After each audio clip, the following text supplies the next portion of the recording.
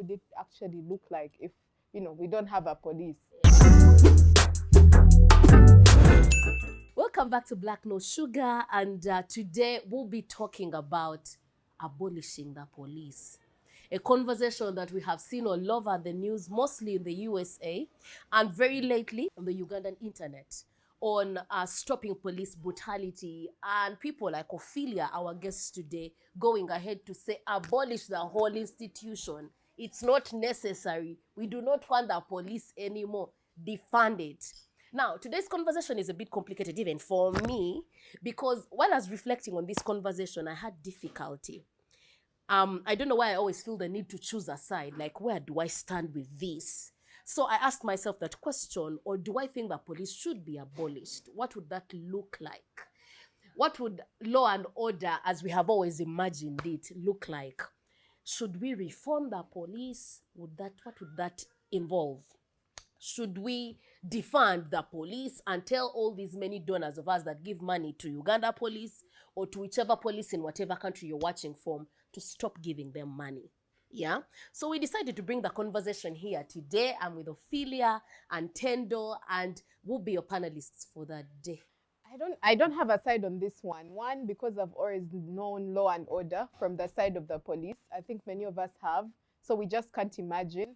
For me, I think about it when I think about rapists, and I'm like, I can even go easy on the murderers. But the rapists, I'm like, we should just let this guy walk around and have conversations with him, vis-a-vis actually taking him to prison and locking him up. Yeah. But also I know that it hasn't reduced the numbers of people that are getting raped or defiled. In actual sense, we actually have more numbers per year. So then we have to ask ourselves, why was it created? So I don't know. I think maybe at the end of the conversation, if you two convince me, I'll probably take a side or I'll remain undecided. But I think it's good to look at both sides. But I don't know what it would look like. What would it actually look like if, we don't have a police? When we're reflecting on this, just even before this shoot, we spoke about us reimagining justice, right? You spoke about rapists and murderers and all these offenders. Where would they go then? Yeah, but also then that brought me to thinking, what is the origin of the police? Its formation, where does it come from? Why was there a need to form an institution like police? But also, in what politics is it, is it formed, right? I think you would have to ask the British, because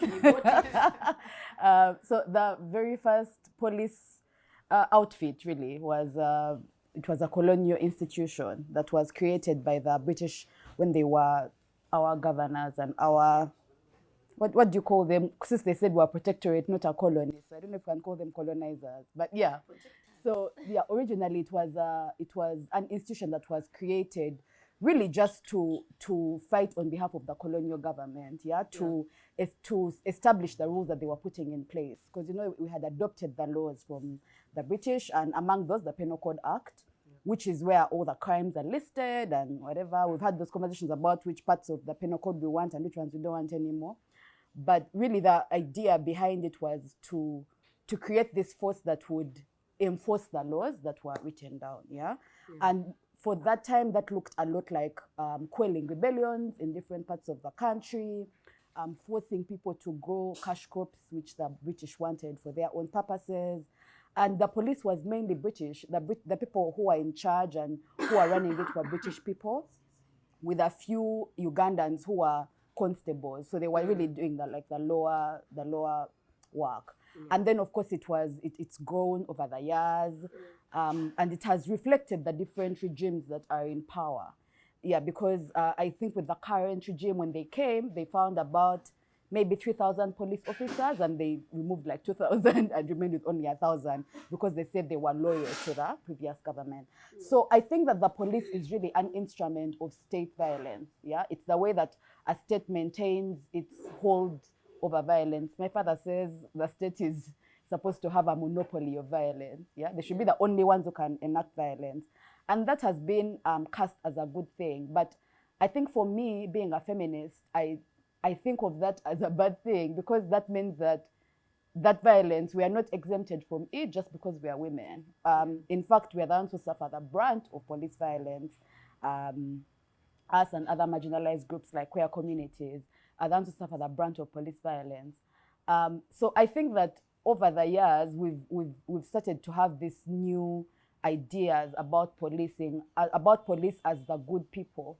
Our president likes to say that they are a professionalized force who are following the NRM ideology and they are meant to protect people and property. But I don't see it. I don't see it. I think in our heads we have this idea that they prevent crime, that they detect crime before it happens. But in reality, they are really a post-mortem. They are like coffin makers. They show up after the tragedy. I think when we were young, we used to have this, there were so many stories about like armed robberies and things like that. And there was this joke that if you wanted the police to show up, you would call them and tell them, I've killed somebody. Like a robber came into my house and I killed him, come pick up the body. Because if you tell them the robber is here now, they'll be like, okay, we are coming. And they'll take a few hours and wait for you to sort it out. So I think that the first thing that we have to do is to change our perspective of them and to realize the reality that they show up after and they don't usually do a lot of good. I'm sure you have some experience working with both of you, with working with survivors of sexual violence and the experience they have at police stations, even despite years of sinking money in there as NGOs to train them and to make them responsive. Even after these child protection units that we have at police stations, I had a client who a police officer told, when your husband asks for sex, just allow. What did you go to the marriage to do? Yeah, and these are people that we've spent years training and making them gender sensitive. So I think that the institution is a violent institution. And I don't think that it can be reformed to be a non-violent institution. It's like, I'm a tall girl. You can't make me sure, like you can't shrink me at this point and be like, you're taking up too much space, you know?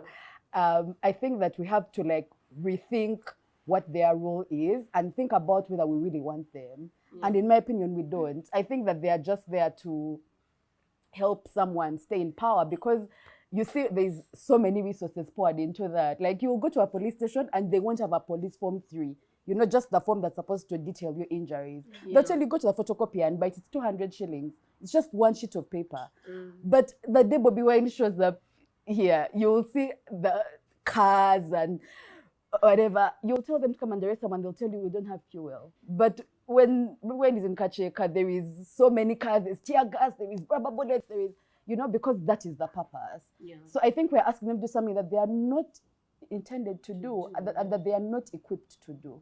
Giving this very beautiful picture of where the police came from, and of course then that gives us the idea that the whole thing has to be changed. There needs to be an overhaul of things. But let's just imagine, earlier when we were reflecting on this conversation, someone spoke about, I think this idea would work like in the USA, abolition of like police and maybe prisons, because those people are, you know, they have bigger problems, their things seem so real compared to us, right?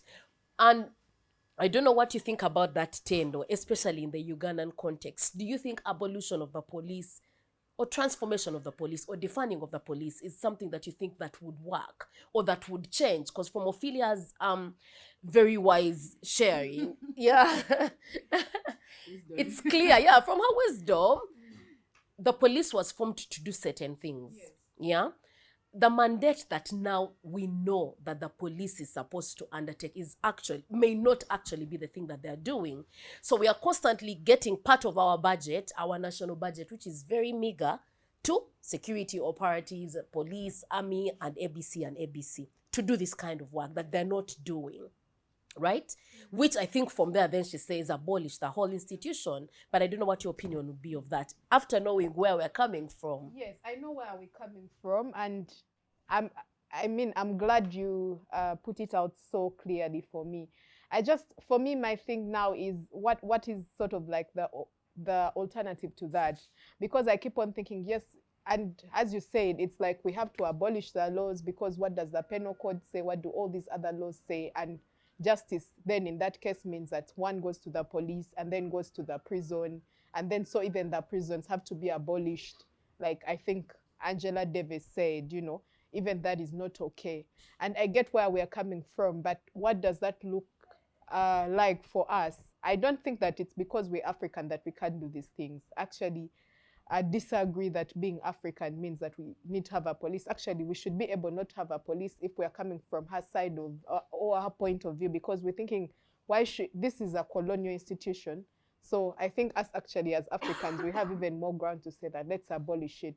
But what are the alternatives to actually abolishing it? And is it something that we're going to take time to do? Or is it something that we're going to just wake up and we say, guys, the police is not working, to hell with it.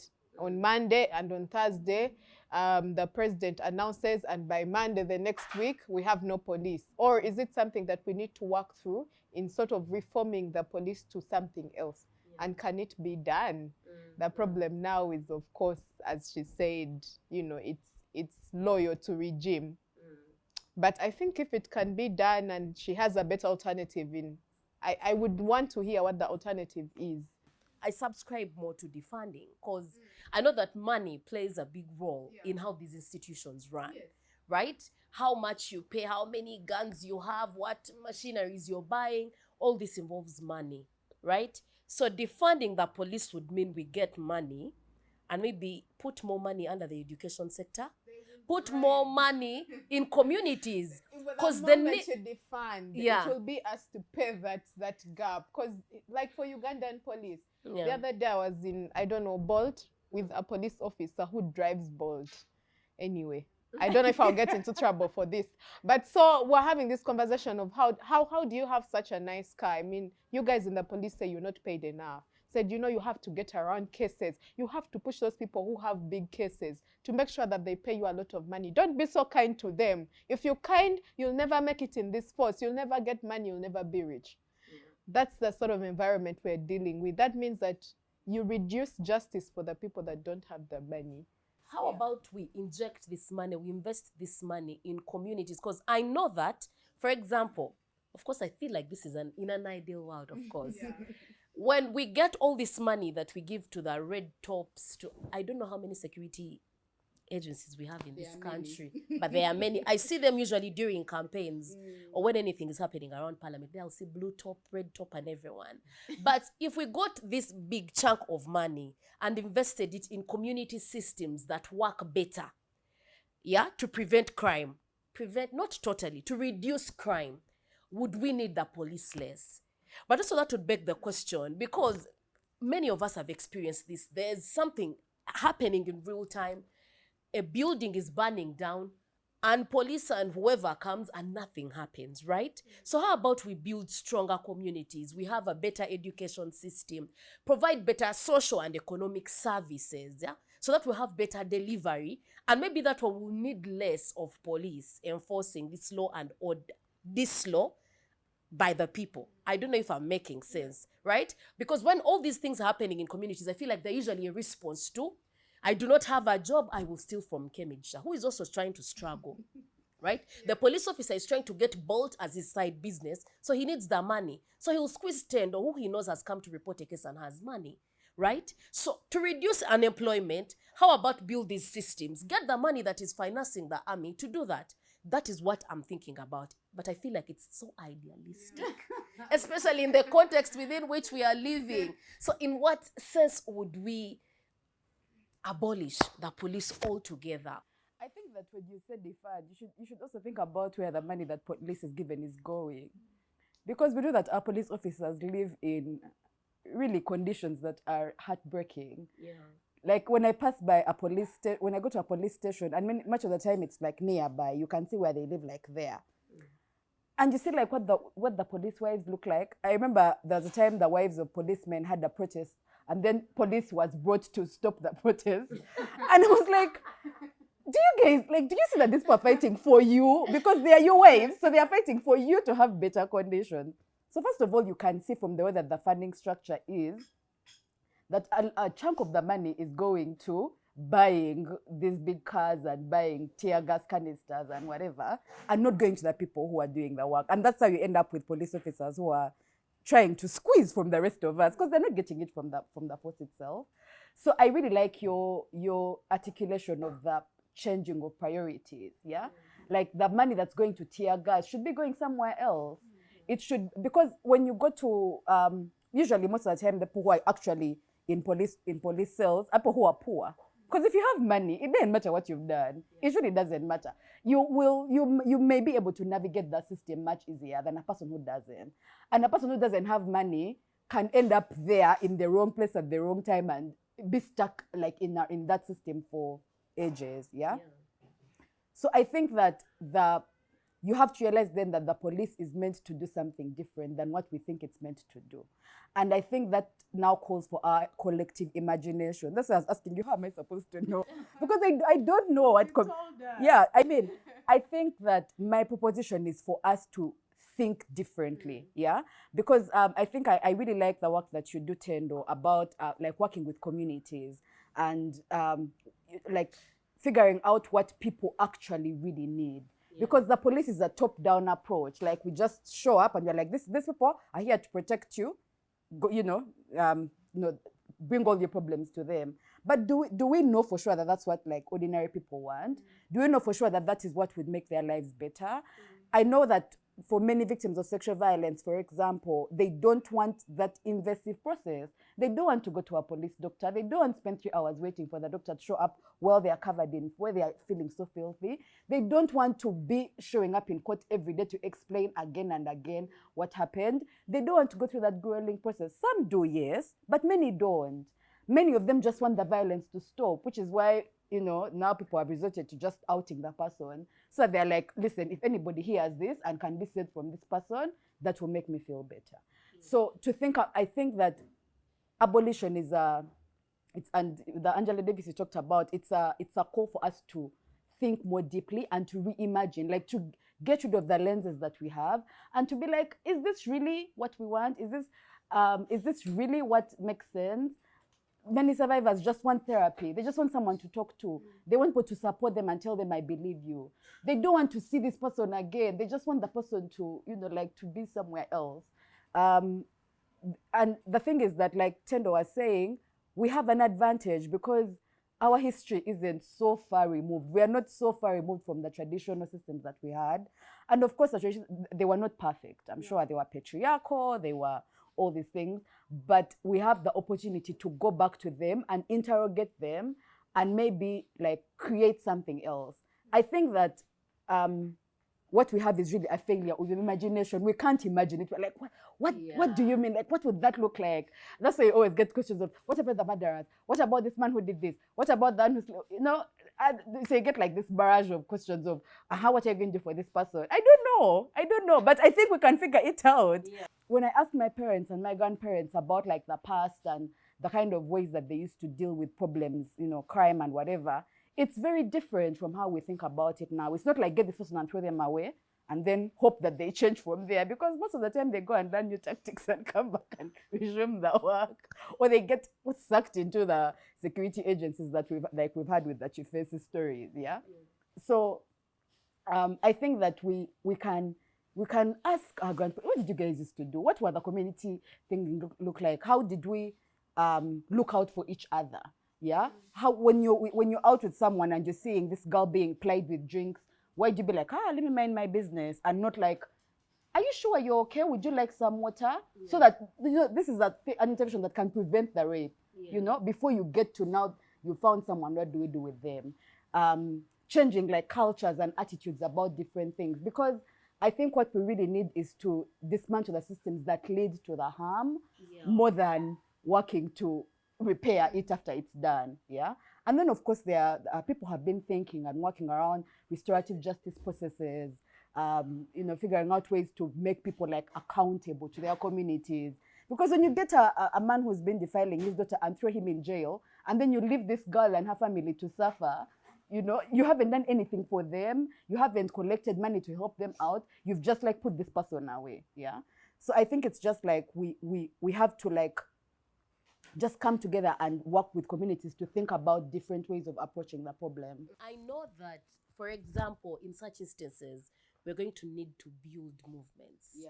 Right? Because in such circumstances, I do not think there's going to be the government is going to, for example, hand over money to communities that better organize, and let's see from you, let's benchmark at the end of the day what Chebando would look like without police. Then we can do that in Nigeria and Bukoto and Chanja and wherever.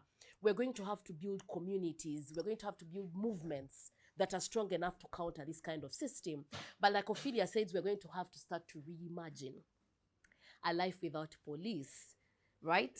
And a life without having money injected into an institution that for the last very many years is not working, right? So I don't know if, Tendo, you'd go for abolition, for reforming, for defunding. In terms of reimagining what the space could be like, I think we can't just say, you know, modernity, because usually we try to do that, or traditional ways, and we have to choose that aside. But we are in a progressive world and we have different views.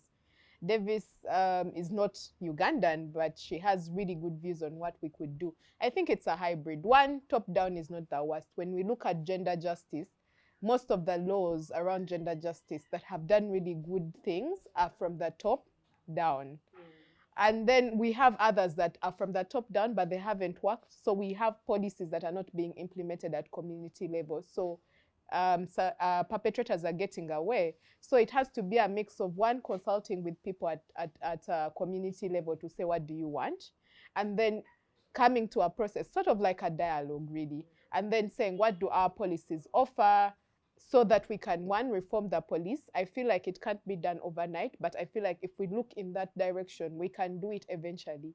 But not now, not today, not this year. I know it's going to be, people don't like, you know, that's slow. That's why we said in the last episode, slow justice, slow this. So we are first generation and it has its advantages, but we need to acknowledge that some things take time, but we need to commit, like you said, build movement.